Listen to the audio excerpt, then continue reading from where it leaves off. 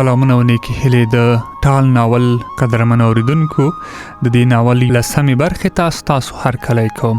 هیله ده چې دغه برخه هم تر پایه راسره واورئ او تعقیب یې کړئ.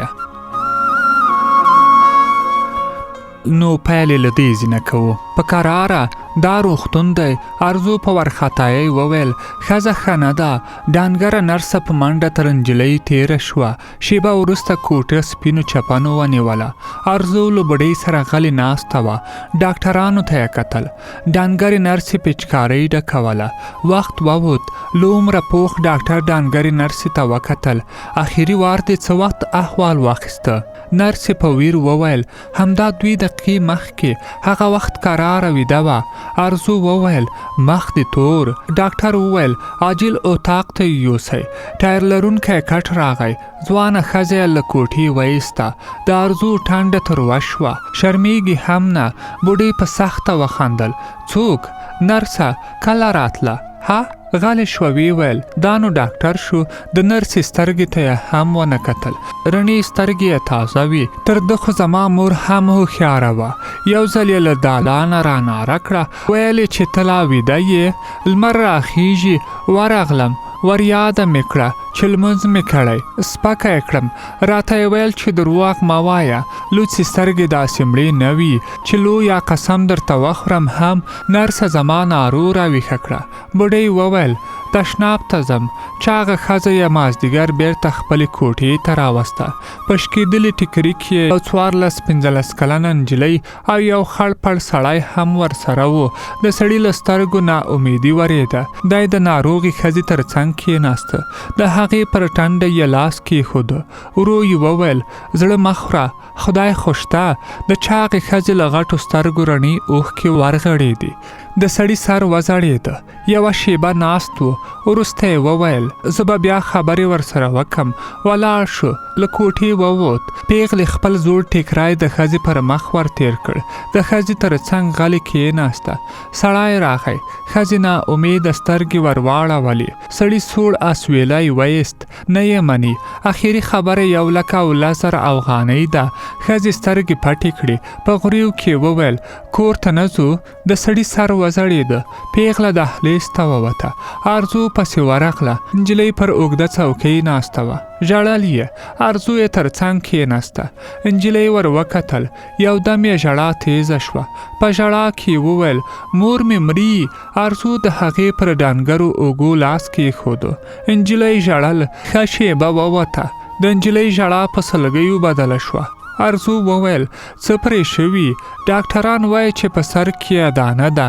عملیات غواړي. ارزو وویل خدای به یې جوړه کړي. نجلۍ سلګۍ کړه. خو پیسې غواړي. کمې نه 1,10,000 افغانۍ. غلی شوه. ویل پلار مې 2 پیسې نه لري. د بل دهقاني کوي. په پور یو څو پیسې پیدا کړي. په دا 4 ورځو کې مصرف شوي. خدای که 1 روپۍ هم وي. ډاکټران وایي چې دوی له پیسو پرته عملیات نه کوي.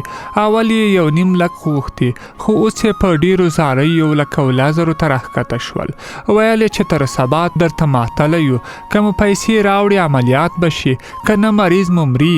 غلی شوه. ویل اول می دولتي شفاخانې ته وروسته.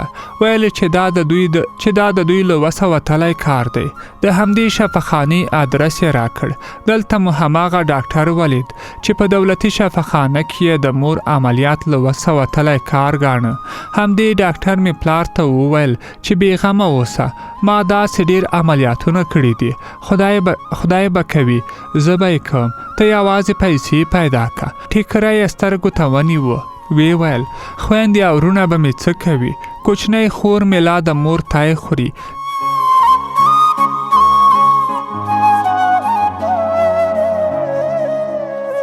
ماسپښین سړی راغی.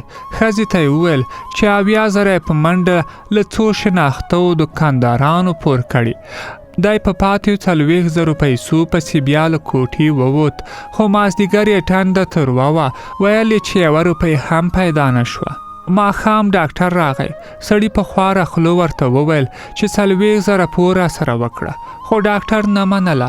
سړي بله خبره وکړه. وی ویل چې کور یې په هلمند کې دی، 3 ورځې د وخت راکړي، دی به په پاتې پیسو پسې کلي ته لاړ شي.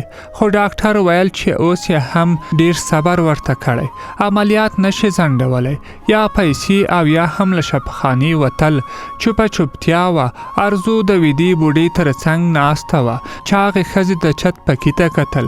ځوان نجلۍ خپله زنه د مور پر ورانه ایښې وه، سرې سترګې یې لندې وې. سړی او نجلۍ ناوخته له کوټې ووتل. ماخوستن د شفاخانې زړې خدمتګارې ډوډۍ راوړه، شوله او مستې وې. بوډۍ مازې 2-3 کاچوغې ورپورته کړې، خو ارزو ځکه ونه کړې. ارزو لمونځ وکړ، راغله د بوډۍ تر څنګ کېناسته. په خواره خوله یې وویل پیسې لرې؟ بوډۍ په حیرانۍ ورته وکتل. ارزو وویل ډېرې پیسې. بوډۍ وخندل. هو څومره؟ 100 200 300 څه اخلي؟ نه 40,000. بوډۍ ټوخي واخیسته. ارزو ویل هغه ښځه مري، عملیات پیسې غواړي، 80,000 لري، بس 40,000 پاتې دي. بوډۍ په سخته وویل چټیات مه وایه. د ارزو سر وځړېد. بوډۍ وویل زه یې ورکم. ارزو سر ور پورته کړ. خود د بوډۍ ټنډه تروه شوه. دومره هم زړه سوانده نه یم. ارزو غلې وه. بوډۍ وویل دا شفاخانه له مریضانو ډکه ده، ځینې یې د یوې نسخې پیسې نه لري، کوم یو ته به خوابده کو. ارزو وویل همدې یوې ته. بوډۍ وویل ناوخته ده. ارزو لاړه، پر خپل کټ پریوته. چاغې ښځې ته یې وکتل. هغې له امیده ډکې سترګې ورته نیولې وې. ارزو پر خپل مخ روجایي ورکش کړه. د بوډۍ غږ یې واورېده. تږې یم. ارزو ورغله. د بوډۍ شونډو ته یې ډک ګیلاس ورنږدې کړ. د هغې پر خوله یې ټیکری تیر کړ.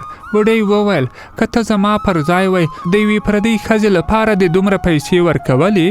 ارزو وویل هو، په دومره دنیا کې 40,000 نه معلومې دي. بوډۍ وخندل. سمه ده، یو بله خبره، راځه یو څه تکه یو څه زه. ارزو حیران سترګې ور واړولې. خو زه 1 روپۍ هم نه لرم. ولې یې نه لرې؟ د دې میاشتې تنخوا به پیشکي درکم. 10,000 یې ستا، 10 یې زما. سمه ده؟ نجلۍ سر وځړېد. نه، ما ته مې مور په تمه ده. بوډۍ وویل ته یوازې له بل زړه سوی غواړې. هله خپل ځای ته لاړه شه. ارزو کټ ته ورغله. تر ډیره د بوډۍ خبره په ذهن کې سره اوښته. 10,000 یې ستا، 10 یې زما. 10,000 یې ستا، 10,000 یې زما. نیمه شپه یې بوډۍ وخوځوله. ښځې سترګې رڼې کړې. ارزو په غریو کې وویل سمه ده، منمه یې. بوډۍ په حیرانه وویل څه؟ له خپلې تنخوا تیره یم. بوډۍ دیواله ساعت ته وکتل. 2:30 بجې وې. وی ویل ویده شه. ارزو پزه کش کړه. 10,000 ورکوي؟ بوډۍ سر پورته کړ. ارزو یې تر ولیو لاندې بل بالښت کېښوده. بوډۍ وویل مور به دې څه وایي؟ د ارزو سترګې ډکې شوې. پروا نه کوي، څو لښتې به وخورم، یا به مې تر ویښتو کش کړي. درد دی، تیر به شي. مرم خو به نه. غلی شوه. وی ویل 10,000 ورکوي؟ بوډۍ یوه شیبه د نجلۍ له اوښکو ډکو وړو سترګو ته وکتل. وروسته یې وویل هو، لو یعنې قسم لو. بصیر سهار وخته راغی. ډک کاغذ پاکټ یې بوډۍ ته نږدې پر میز کېښودو. وی ویل ابۍ خیرت دی؟ ارزو په دهلیز کې ناسته وه، ژاړي. بوډۍ وخندل. څه یې وویل؟ هیڅ. ورسره کېناستم، یوه خبره یې هم ونه کړه.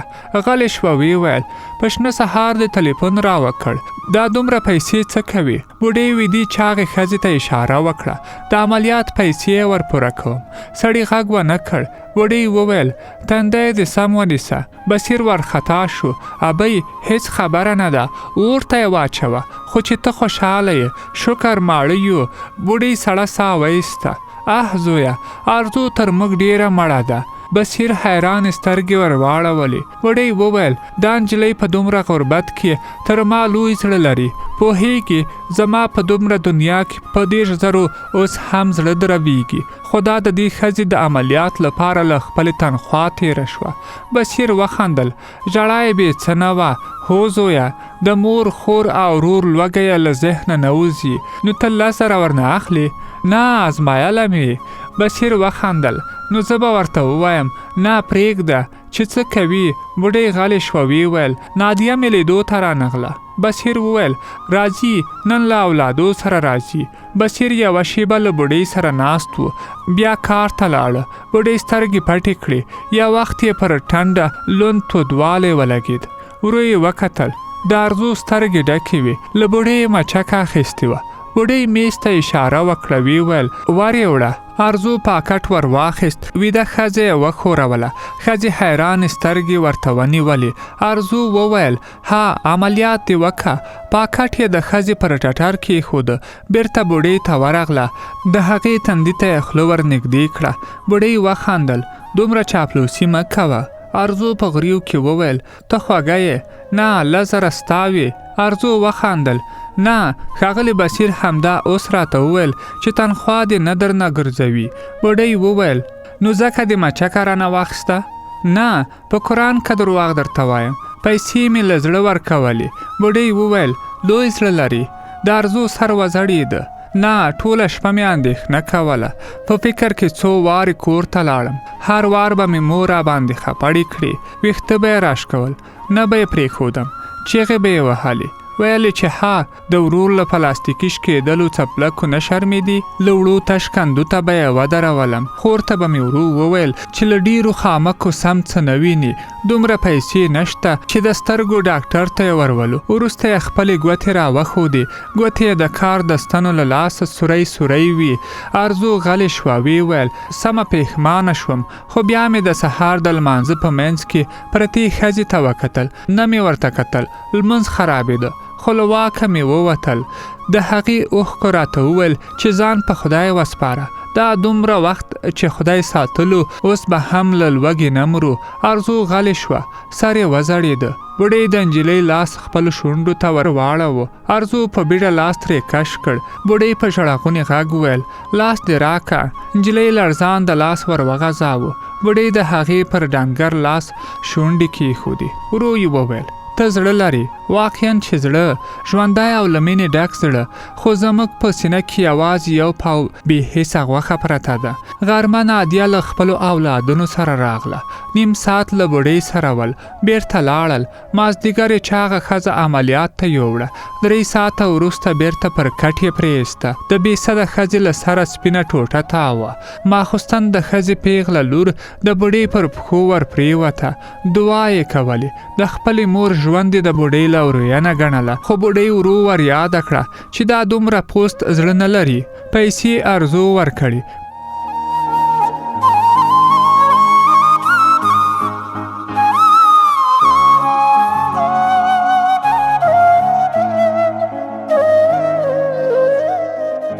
بوډۍ 2 ورځې وروسته له شفاخانې ووته. ارزو خپل کټ د بوډۍ کوټې ته وروړ. دلیل یې دا و چې هغه له شفاخانې نوې راوتلې ده.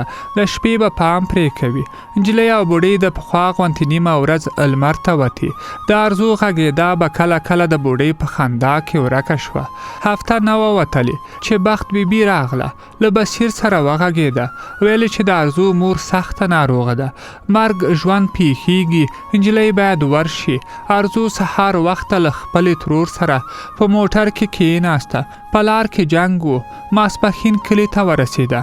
نجلۍ وار له واره خپل ورور ولیده. په خاورو کې ناست و. له ځان سره یې مردکي کول. ماشوم ورته وکتل. منډه یې ور واخیسته. د نجلۍ تر ورنو یې غبرګ واړه لاسونه تاو کړل. ارزو بکس کېښود. ټیټه شوه. د کوچني له چاودو سپېرو غومبرو یې کلکه مچو واخیسته. کوچني په خوند ویل لینده دې راوړه. ارزو ویل تر لندې مې ښه شی درته راوړی. د جارو غږ راغی. ارزو سر پورته کړ. د دالان له خړې دريڅې خړې خاورې راوتلې. دا له ترور سره چوترې ته وخته. له دالانه یوه پیغله راوته. په لاس کې نیولې جارو تر ولوېده. منډه یې ور واخیسته. ارزو یې په غېږ کې ونیوله. پیغلې په غریو کې وویل عادي ښه نه ده. ارزو له بخت بیبي سره کوټې ته ورغله. ډانګره ښځه پټې سترګې پرته وه. بخت بیبي ورو وویل موږ راغلو. ښځې بېسیکه سترګې رڼې کړې. پر څنګلو یې زور ور وستو. خو ارزو ټیټه شوه. ښی لاس یې د ډنګرې ښځې تر ولیو لاندې کړ. د هغې سر یې پر خپل ټټر پورې ولګاوه. یودم یې وژړل. ښځې په غریو کې وویل: ښه یم، ولې یې ونئ؟ ښځه غلې شوه. وروسته یې په ژړا کې وخندل.